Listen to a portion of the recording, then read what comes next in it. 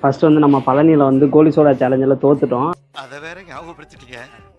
நெஞ்சமெல்லாம் பொண்ணு அறக்கு தம்பி, மறக்க முடியும். அதனால வந்து இப்போ ஜெயிக்கணும். அதுக்கெல்லாம் நீ சரிப்பட்டு வர மாட்டேன். நிலத்தில் திருவேற்றுடைய கருங்காலுடைய ஐயனாரே, உன்னையே நம்பி இருக்கும் உன் பிள்ளைகளுக்கு வழியை காட்டு. ரெடி 1 2 3. ஐயோ ஓ குரலி வித்தையா?